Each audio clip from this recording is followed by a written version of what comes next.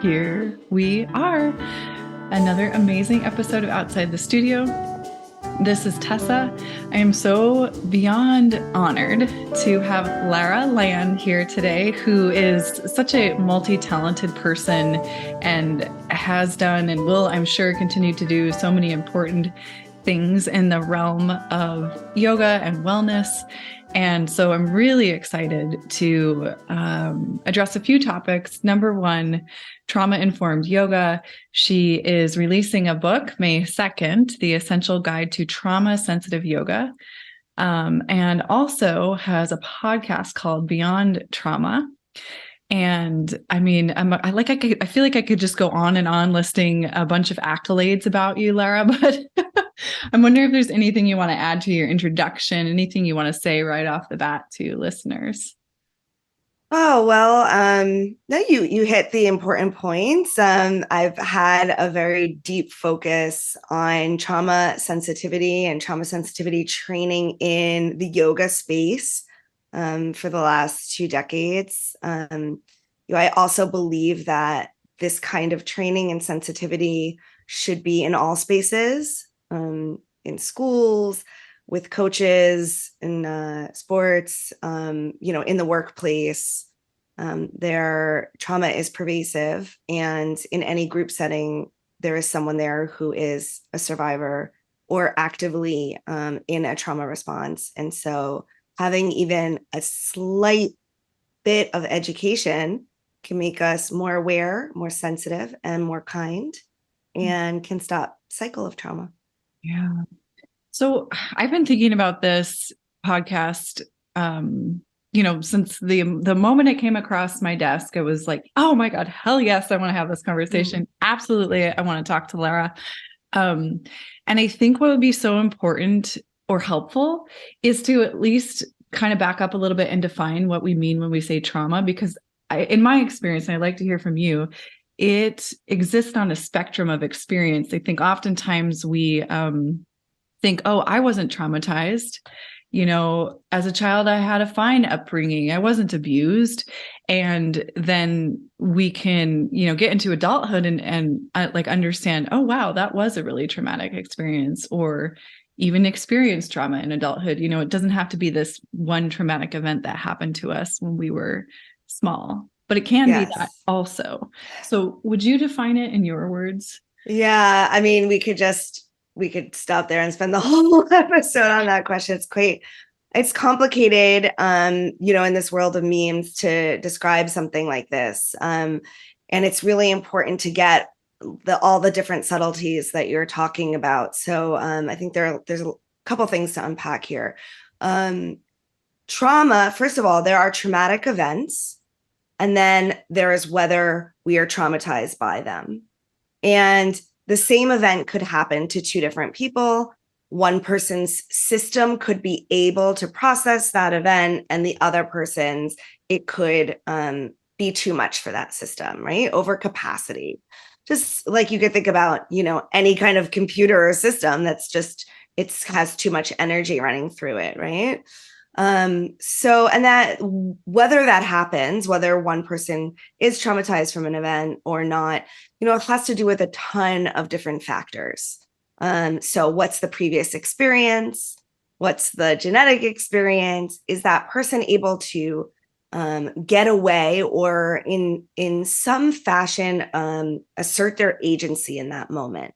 That's a really, really important part I'm sure we'll come back to in the conversation. So there's a really big difference in the experience if we're able to leave or fight back versus if we can't. And some of that, mainly all of that is not really our choice. Sometimes there's a lot of shame around trauma and around a very common traumatic response that the body has, which is to freeze.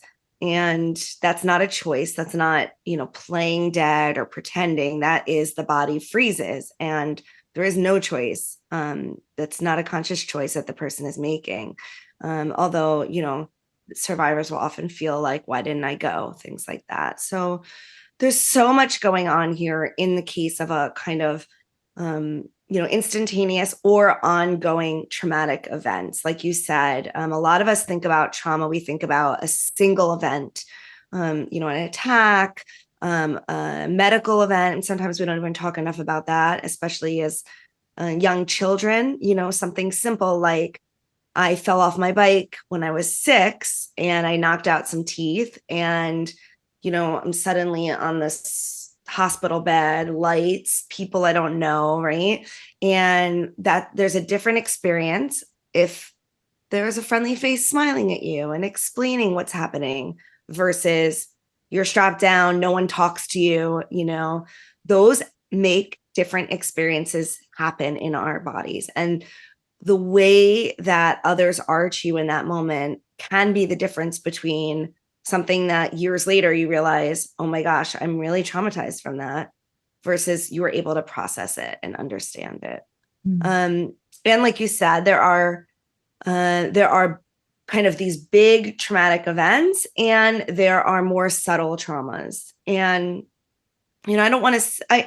This is where it gets. We really have to be crafty with our words and really clear about.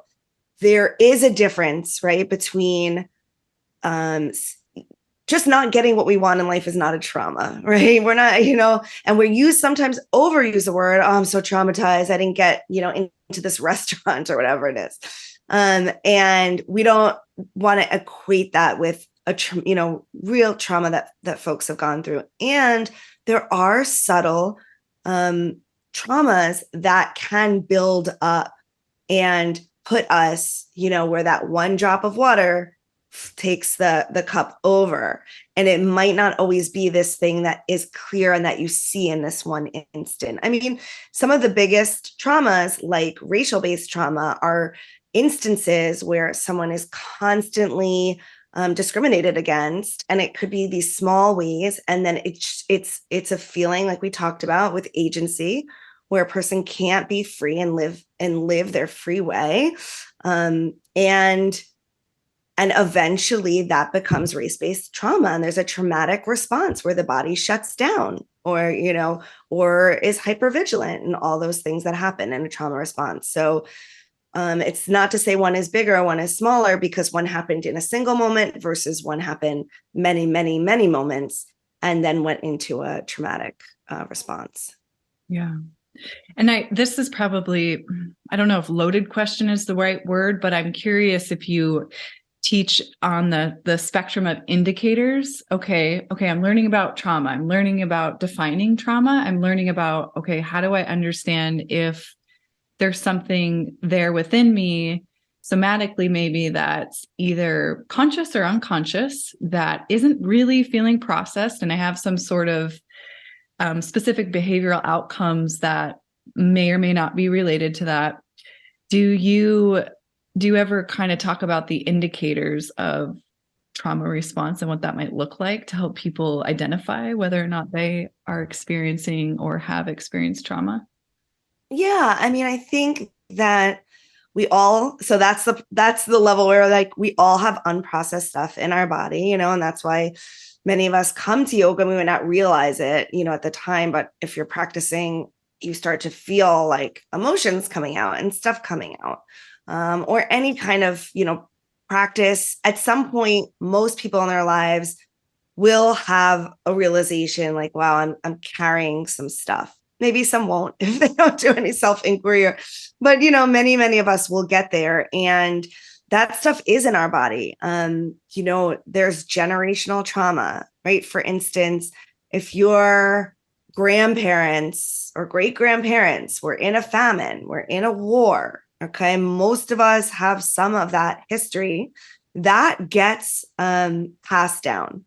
And it gets passed down in multiple ways. And it's scientifically studied and known now that it gets passed down in multiple ways. So one way it just gets passed down is in the assumptions in the family, right? There just might be ways that the family is, I know in my family, it was like, lateness was really, really bad. And there are just assumptions and ways that we view the world that are based on those past traumas and are passed down. And even though like everything is fine now, the family still reenacts that and acts in these ways as if those traumas, those traumatic events are still there. But because we're, the fish in the water, we don't see the water. We often just assume like this is the way life is, or this is the way people should be.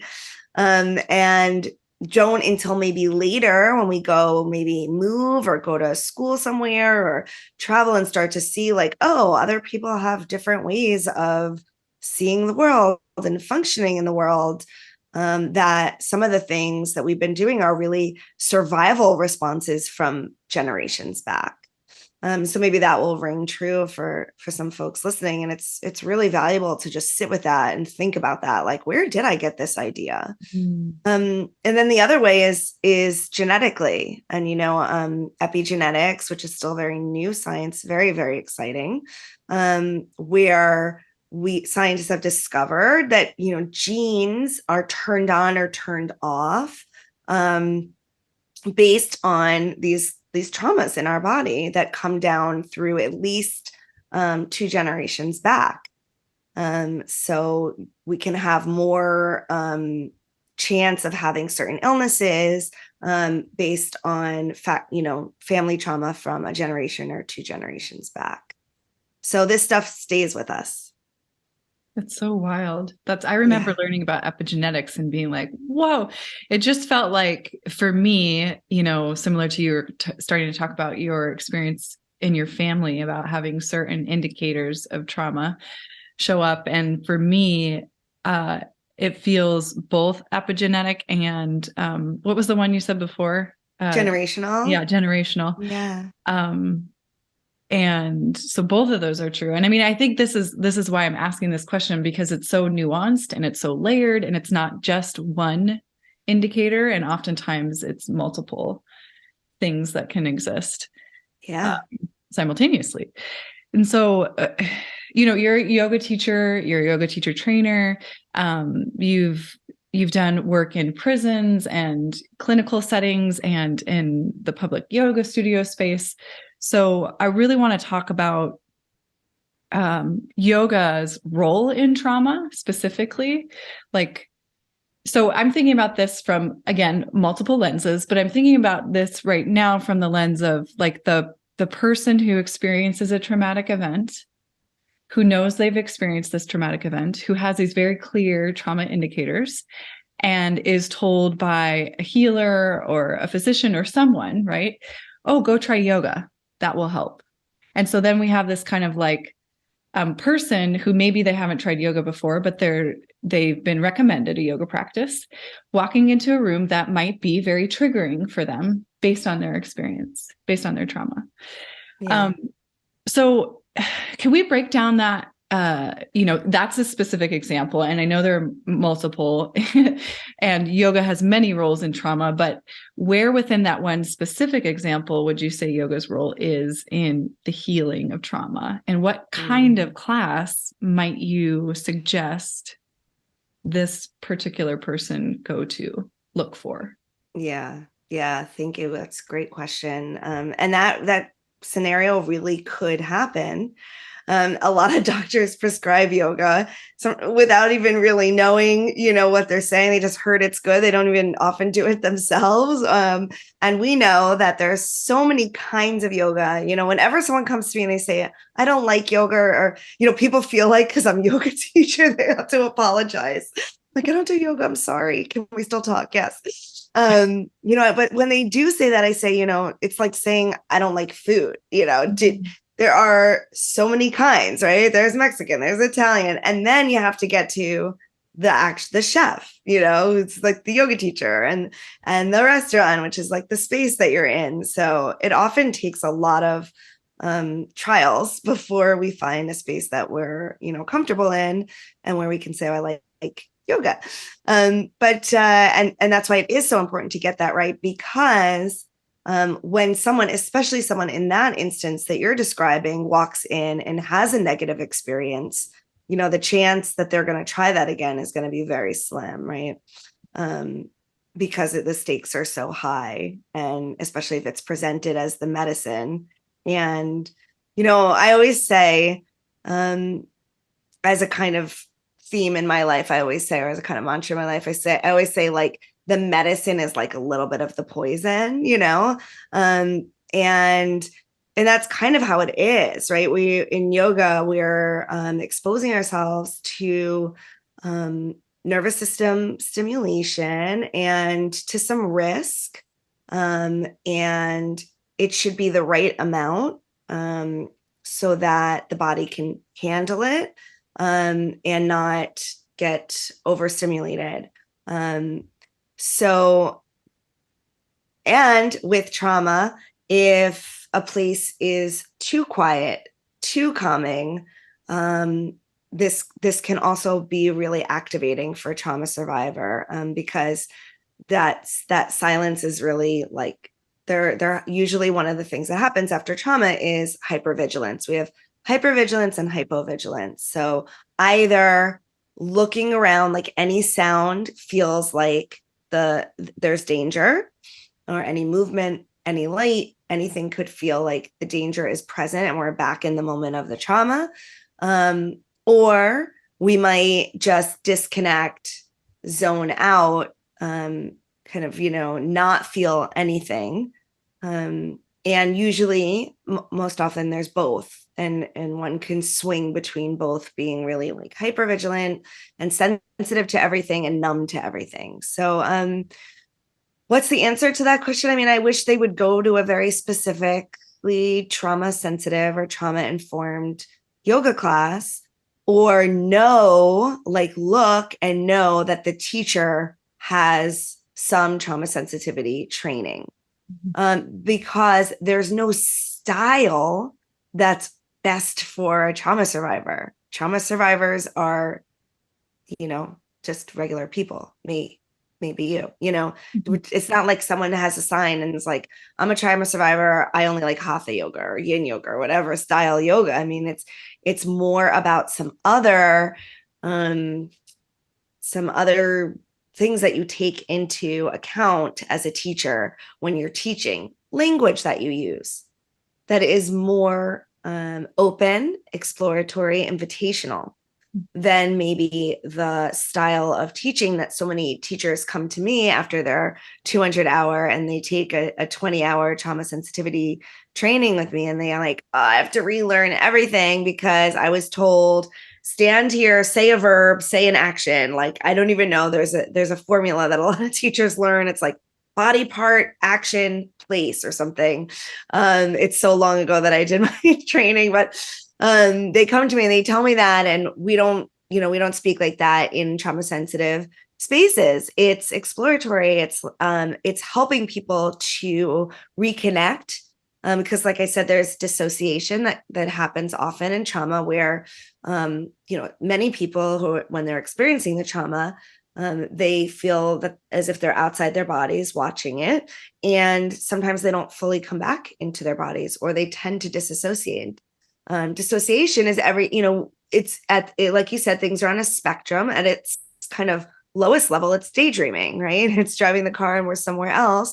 And at its more serious levels, it's like we're watching our life like a movie. And this is why you see sometimes in survivors this feeling of like not really being connected to their lives, and therefore maybe taking more risks, not being able to really feel and feel that connection. It's like, who cares then, right? It's like some of my friends who couldn't smell or taste during COVID, and like trying to smell like the hottest thing, right? You're trying to feel. So, I mean, there's a lot of reasons why trauma survivors tend to be more likely to have future trauma, and this is one of them. So I forgot where I was when I got there, but yeah. So helping reconnect to the body, as much as the person wants to and feels ready to, because it's not our job. And this is another confusion I think that happens with yoga teachers, is feeling like it's our job to fix or save someone, especially in that scenario. The doctor sent them there, and now it's like, oh my gosh, I have to give them the best class of their lives, right? Yeah. And that's not it, right? It's actually handing it back to the person, right? You're the one who knows best what works for you. And every response to trauma is different. And every response is valid. The body is so brilliant at keeping us alive, at protecting us from feeling what would be unbearable. It is so smart. And we don't know what a person goes back to. We don't know that they're ready to drop down their guard or have this breakthrough. So thinking of ourselves not as an expert, but as a partner in relationship with this person, and as a someone that can be there for them and that can validate what they're feeling, even if they're not feeling anything. Yeah. What does nothing feel like? And then, what would it feel like if? So these are kind of exploratory terms, instead of turn this way, do this, it has to look like this, and giving lots of have to, and much more open and curious about the person's experience. And then open about everything, and especially things that are highly, that have a high potential for being triggering, like laying down in shavasana and flat on, with your eyes closed, where there's all these strangers in the room, right? Like, why can't a person sit up against the wall? Why can't they keep their eyes open? Why does it have to be just one way? Mm-hmm. Do you believe it's possible to teach a trauma sensitive yoga class to an all levels class? Because like we talked about, trauma exists on a spectrum, and all of us have experienced trauma in some way, whether it be on an extreme setting or a lower level setting. And I'm not sure if it's like this in your neck of the woods, but over here in the Pacific Northwest, if I were someone that was told by a doctor or someone in a healing circle to go find a yoga class to heal from trauma specifically, most classes don't really say that. So I think it's really important that you pointed out, look at the teacher's bio, see and understand if they have trauma sensitive training. And also, just looking at a description of a class isn't that helpful to get a good understanding. So yes, I agree with you 100%. There's a lot of trial and error in figuring out what works for you and your needs, and they're going to be so specific to you. And where I'm going with this, it's taken me a while to get there. Where I'm going with this is here in the Pacific Northwest, most classes are billed as all levels. We don't really have like a beginning yoga class, a level 1, a level 2, or really even, and I get the reason why, like we want it to be inclusive. Yes, absolutely. We want everyone to feel like yoga is for you, and you just need to find which flavor of yoga. I love the chef analogy, the restaurant analogy, the food analogy, because it's true. There's so many different styles of yoga. So is there a way to teach a public studio class, an all level setting, with this trauma sensitive lens, and kind of have it reach everyone in the room? Yeah. I mean, I think that was sort of what I wanted to get to. So, thank you, because, what I wanted to say is, like, just because I'm a trauma survivor doesn't mean I don't like power yoga, or whatever style yoga. I mean, that has nothing to do with it, right? It doesn't mean because I'm trauma survivor that I necessarily want a calm yoga. Different movements can be healing, stronger movements, softer movements. It's not the movement. It's really in the relationship, the safety that's in the room. And so, I would suggest, going up to that teacher, coming early and going up to that teacher before class and trying to have a conversation, seeing how open they are to, you doing what works for you. I mean, a really good teacher will know how to, because, I might not know what works for me, right? If I might be very disconnected from knowing that, the way I see the yoga practice is a way of learning that, of learning myself, of relearning that. And the way I see a really excellent, advanced trauma sensitive teacher is that they can really craft that experience that experience where the student comes to know themselves through offering different choices, not too many, not too little, right? That balance, because too many is like, wait, what was I supposed to do? But just enough, and that open or visualize it, because we know, again, from study after study, that visualization is, just as effective as doing. So if none of that's working for you, visualize it, imagine it, breathe, and see it in your mind, right? So that can always be an option. That's something you can give. But some teachers, like, they don't know what to offer.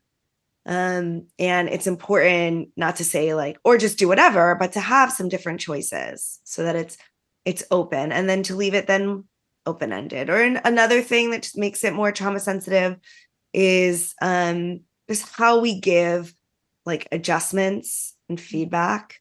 In a truly trauma sensitive space, I wouldn't give really adjustments, because I would be creating a space where people feel so accepted in what feels right for them that they wouldn't be trying to impress me or anyone else in the room.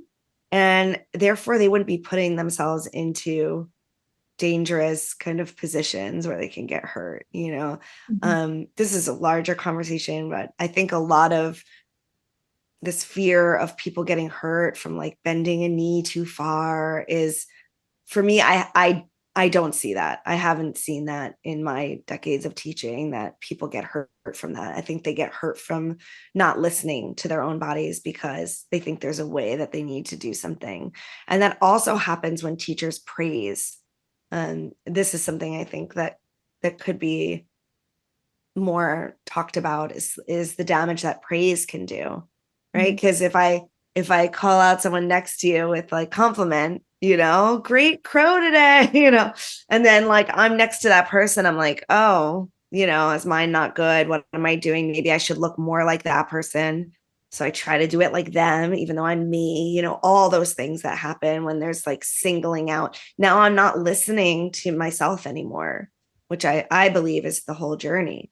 Mm-hmm. So now I'm totally out of that. So we have to find ways to, maybe cheer on our class, but not because the form of one person looks the way that we think it should. Yeah. Celebrate people that are listening. I'll celebrate, look at all the different choices happening in the room right now. That's amazing. Oh, I love that as a suggestion. That's really helpful. Yeah, because I'm also thinking about this from the lens of the person who maybe is new to teaching yoga, or has been teaching yoga for a while, and trauma is something that's just new to them in general, in terms of wanting to integrate it into their class. What are some helpful ways that we can bring? And it's kind of the same question I asked, but I guess I'm wording it differently. And you talked about language, invitational, creating a safe space. I want to talk a little bit more about that. I definitely want to come back to agency in terms of creating that sense of agency within oneself, because I think that's just so integral to yoga in and of itself. And I think it gets looked over when we do things like compare ourselves to other, in the case of being praised, or the person next to us being praised, and us comparing ourselves to them and feeling like, oh, mine doesn't look like that. Doesn't that mean I'm not good enough? So all these things that can happen. Even if we're praised, right? If we're praised, we're going to try to repeat that, Mm-hmm. I mean, I see it. I do it with my own child, I praise a behavior that I want more of. Yeah. Right. But then you come in the next class, like wanting to do that. That's all there. Like, I want to do the same, what I did last time. And then like the teacher doesn't praise you that day. You've now ended up in this whole relationship of power that is not the purpose of why we're there at all. Mm-hmm. Yeah. I think that gets lost often, even if it's not related to a trauma. But to me, that's when the asana or the shape or whatever it is we're doing with our body gets in the way of the yoga itself. Like, why have we been practicing yoga? Is it actually to do a beautiful crow pose? Maybe that's why you're doing it. But I think we lose sight of the actual purpose. So yeah, is there anything else you would want to highlight in terms of a teacher who wants to start to integrate some of this trauma sensitivity into their teachings? Yeah. I mean, the first and the hardest thing is to sit with yourself and ask yourself some of the hard questions, like, what is yoga? Why am I in this yoga thing? Why am I teaching? And, usually, and to be honest with what comes up, when we say, what is yoga? What images pop up? Those are images that you probably didn't put there yourself. They were like probably given to you, by the industry, or, whatever else is in your mind programming from the outside, and see what pops up and question it and figure out first what this is that we're really trying to do here. To me, yoga is a practice by which we can come to know ourselves better and make more artful choices in our lives, both with ourselves and in relationship with others. So it's that study. And so I think knowing that when I go into any room, that's what I'm there to facilitate, right? So before I fix someone, make an adjustment, say anything, I'm asking myself if it's in service of that. How is that allowing the person to get deeper into who they are and have more agency and make better choices for themselves? And if it's not, then maybe I'll stay quiet, or I need to reword that, or I need to think about that. So that's like the first thing, journaling and asking those questions. There's some of them in the book. And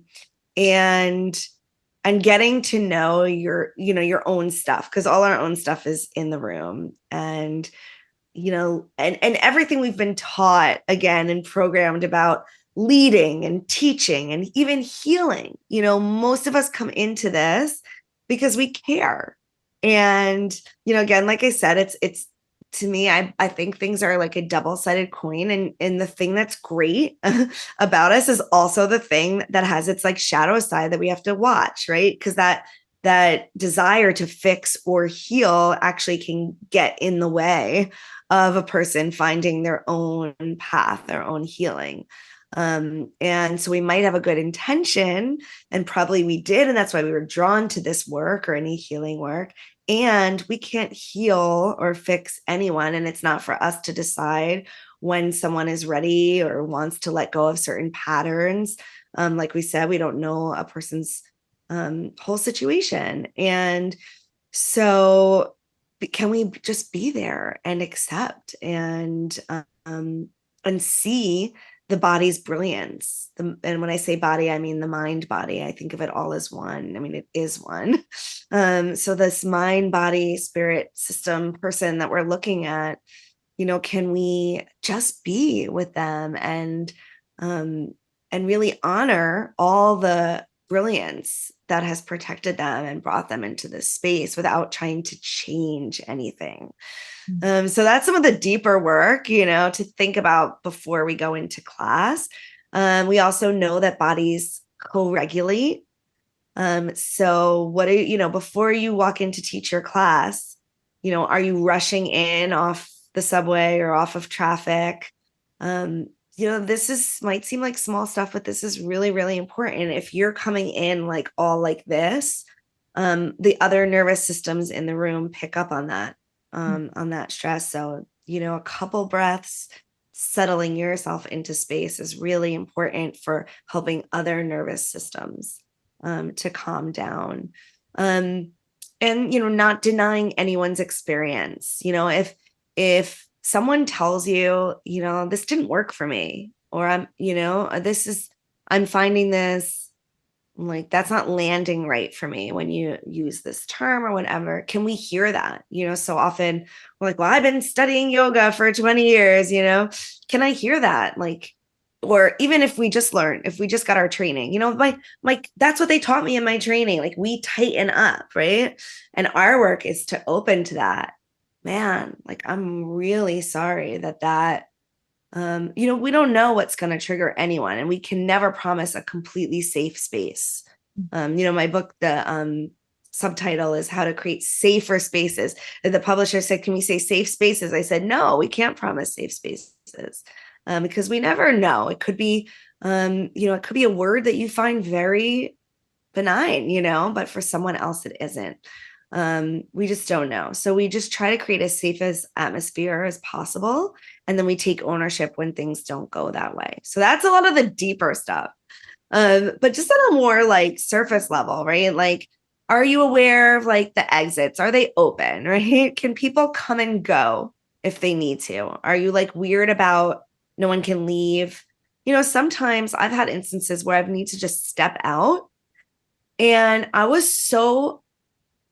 gained so much pride and strength. These are like, as I'm telling you, I'm remembering certain instances that I was able to come back in, and that's hard, especially once you leave, because there's embarrassment having to leave and all that stuff. But then going through that process of leaving and then returning and finishing the class, it gave me so much strength and resilience. And those have been some of the most powerful moments. So, can people come and go if they need to?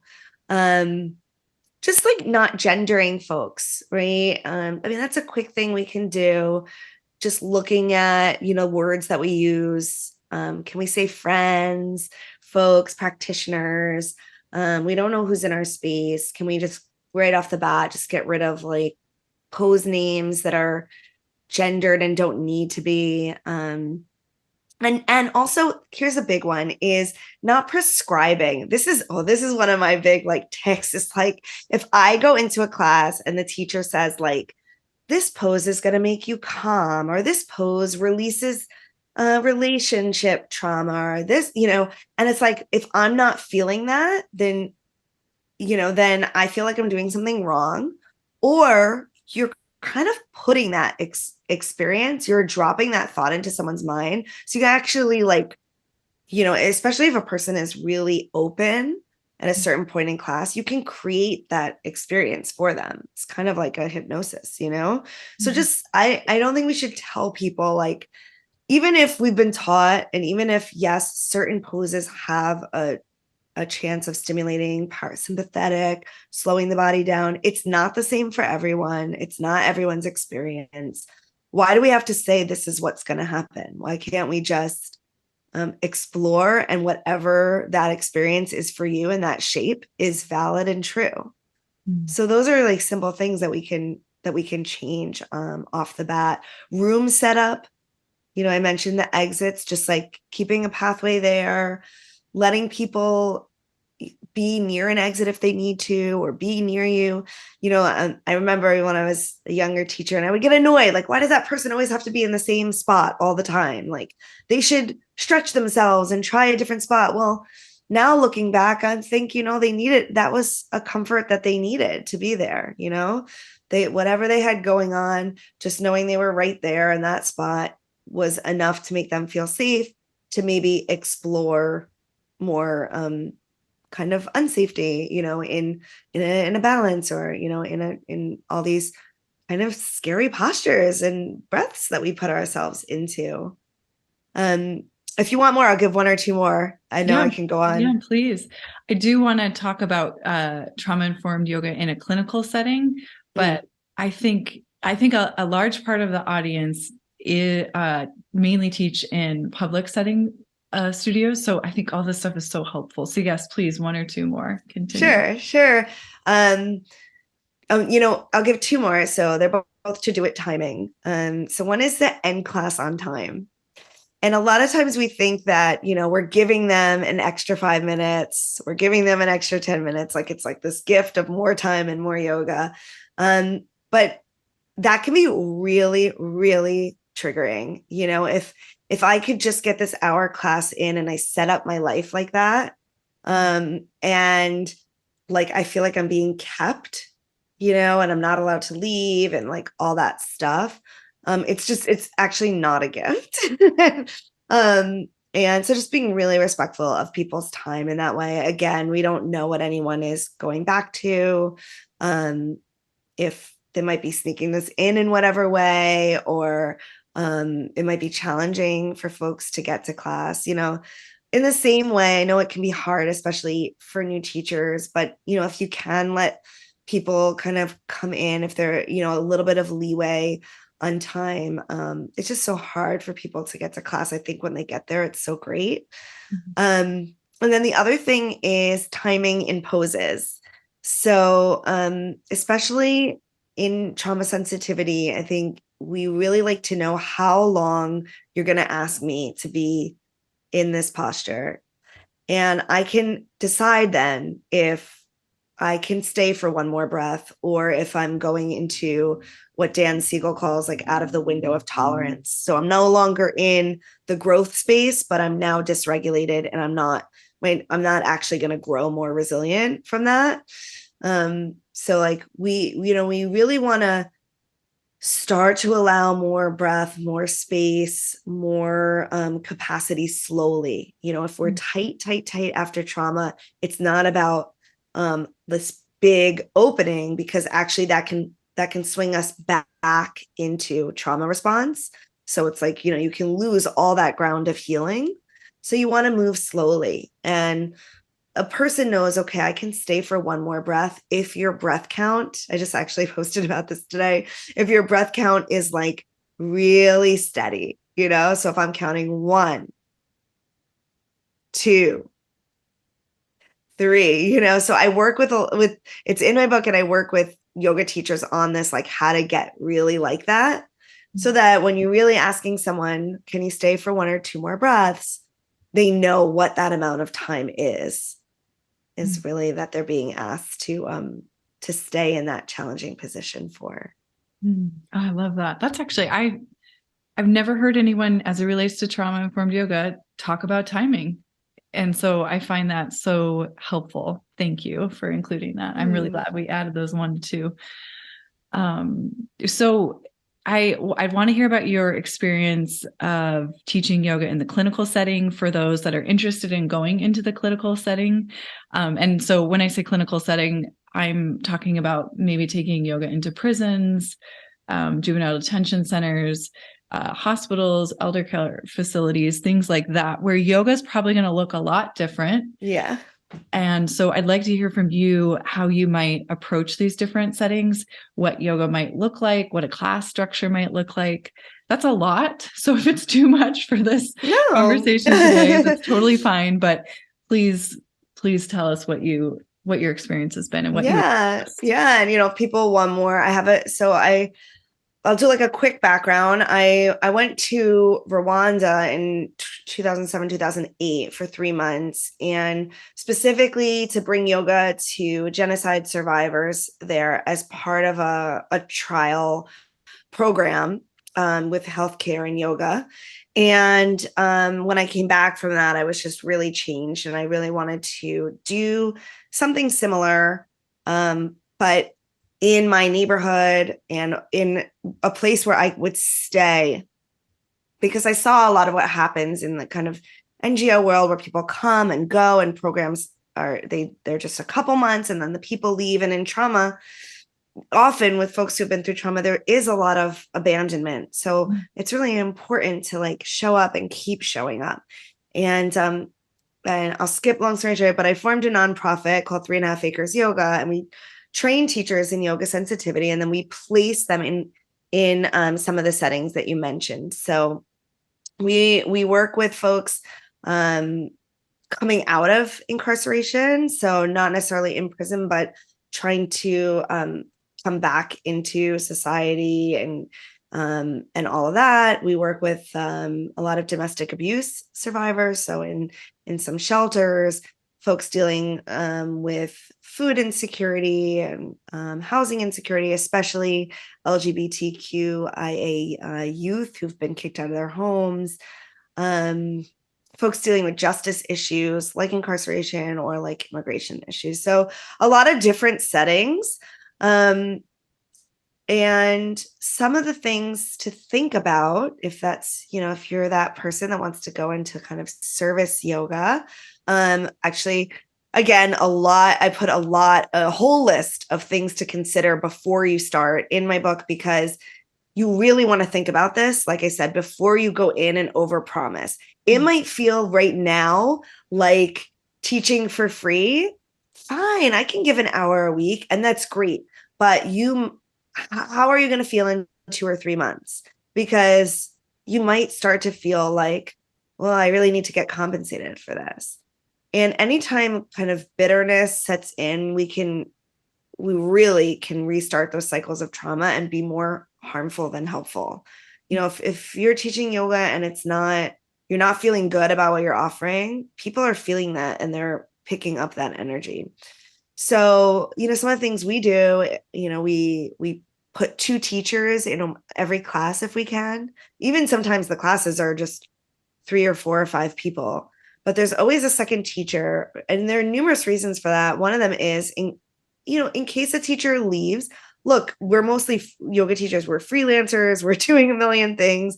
We move, life changes. It's not that you have to commit your life, but that there will be some consistency there with a face that's known, and that the program will continue. There's also a reason we put often 2 teachers in is so that one can be talking, one can be demoing, so that one can be demoing a pose standing, one can be demoing a pose, the same pose in the chair, one may be on the mat. So in most of those settings, in many of those settings, we don't have mats. We're teaching chair yoga, which by the way, can be very also challenging. Can sweat in a chair yoga class. Not that you have to sweat to do yoga, but we just have these ideas about things.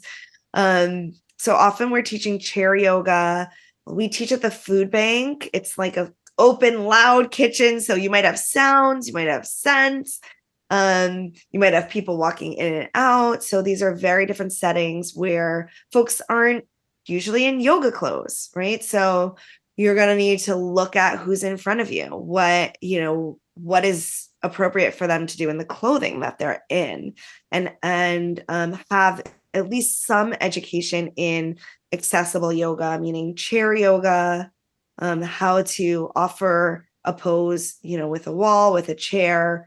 And it's interesting because when I teach, I don't teach with a lot of other props, because when you think about going into these settings, there's not a lot of storage where we can store bolsters and blocks. So I want teachers to be able to teach with like a chair and a mat, and that's often, I think, all we need. I like to give everyone if we're teaching in a setting with chair and mat, everyone gets the chair and the mat, even the person that says like they're never going to use the mat.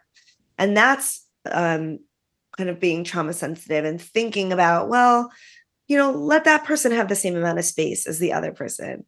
And also maybe they will want to, they change their mind, but they don't want to interrupt the class. So you're always trying to anticipate someone's needs. Like do that extra, think about what could come up for them. And also just safety with chairs. If anyone's starting to experiment or knows chair yoga, chairs can slide. So it's just great to have everyone have the same setup, and then they can decide. So in those settings, a lot of times we're using chairs.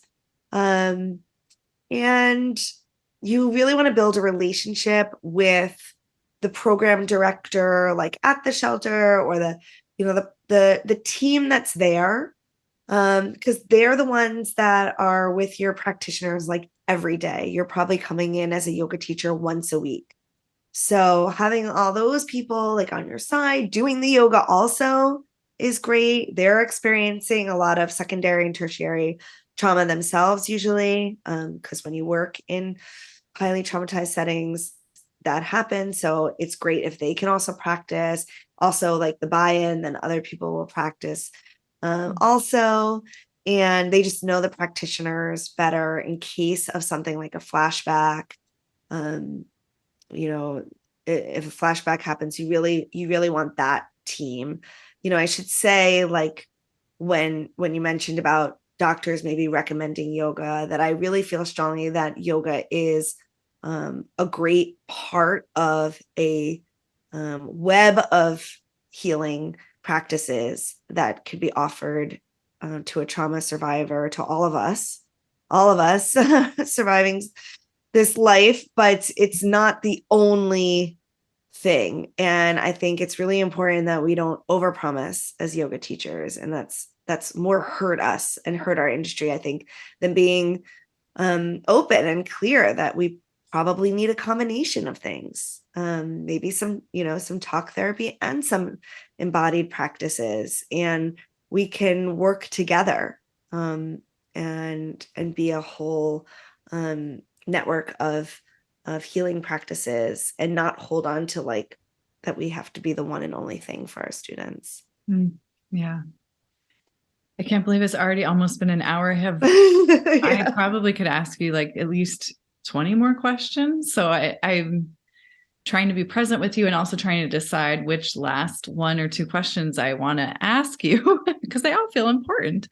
And so I think, first of all, I'm wondering if there's any key takeaway from either this conversation or when people pick up the book, a key takeaway from the book, because there's so much information there. What would you hope is like the residue or the echo of either the book or this conversation, or maybe it's both? Yeah. Wow. Yeah. Well, I hope that the big ones I think are trauma is in every room. So it's not like these people, or, oh, I teach at the gym, yoga class, power yoga, 6 p.m., whatever. Like, I don't have to think about this, just opening our eyes to that there's trauma in every space, in every shared space. And actually that can help us to not be so annoyed with each other. You can just say, you see someone doing something, but maybe they've been through something, and you start to see that it's like one of those pictures where the picture starts to pop out. You start to see like there's a different story here than maybe the surface. So just that sensitivity of like stopping, pausing, and like, okay, what's in this space right now? There's probably trauma in this space right now. And that alone adjust how we are in space. And then, on the other end, just doing a few things, a couple things, maybe offering a second option, offering folks to keep their eyes open. We didn't really talk about that, just that alone, instead of saying your eyes have to be closed, or just thinking, is it okay? Or I'm going to dim the lights right now. There's small things. It's not that you have to change your whole class and everything you ever taught is wrong.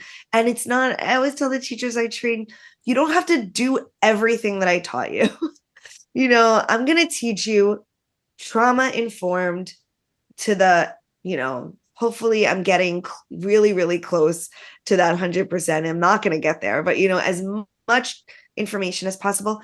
Pick 2 things, this week to add to your class to make them a little more trauma sensitive.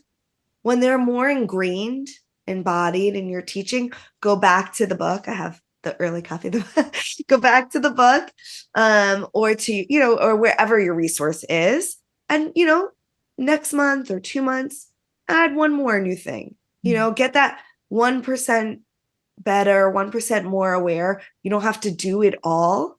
But we should make a step in that direction. Yeah. I so appreciate all of that. Okay. And then the last question I want to ask is, and you kind of started to touch on this, but I think it's an important topic to pull on just a little bit more, is the idea of self-care for the teacher themselves. Because going into these settings, there's something called vicarious trauma, and you mentioned it as it relates to the practitioners within this clinical space of like, they know that they can experience trauma because they're working in that setting. Like a counselor could become vicariously traumatized from the experiences of their clients. So in the same way as we're holding space in healing, or holding space to allow others to heal, it can be heavy. So how do we take care of ourselves as teachers? That is so important and such a good question. I'm really glad that you brought that into the conversation. We have a minute or two to share about that, because that's something that I always go through with my teachers that I train. It's so very, very important. And there are some simple things. There's some sweeping exercises after class, when you, not in front of your students, but go quietly somewhere and sweep down the arms, sweep down, just sweep. It really shifts your energy. don't just go right to the next thing. Really, it's pauses. It doesn't take 20 minutes. It takes 1 minute, but sweep down the body. Or if that doesn't work for you, something that, it's not that anyone's energy is bad. It's just not ours. Or wash your hands, not just your hands, but up to the elbows. Water is very grounding. Make sure that you just take a moment and do something physical to end that and to take that energy off of you that's not yours. So you're not carrying it with you. I think it's really, really, really important.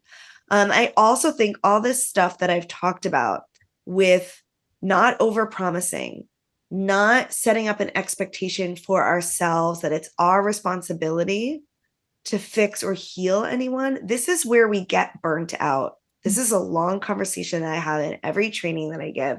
The burnout happens when what we want for the practitioners is more or different than what they want for themselves. And we try to make that happen, right? There's like a trying, and that's where we get that burnout and that exhaustion. When we allow for what's to emerge, what kind of healing is in the space to emerge, what kind of new knowledge is there to emerge, that's a lot less doing. And we don't leave class so exhausted and really needing to do, to do so much big stuff to like refurbish ourselves, because we're in there open, creating together. And we're not forcing, which is where a lot of the burnout happens. So those would be my big ones. Oh, those are so good. Thank you. Thank you. Oh my gosh. It's been such a pleasure. Like I said, I could go on. We could probably have like our own little mini podcast teacher training. Yeah. I mean, I could go on. You asked me great questions. Thank you. And I mean, this stuff is near and dear to my heart.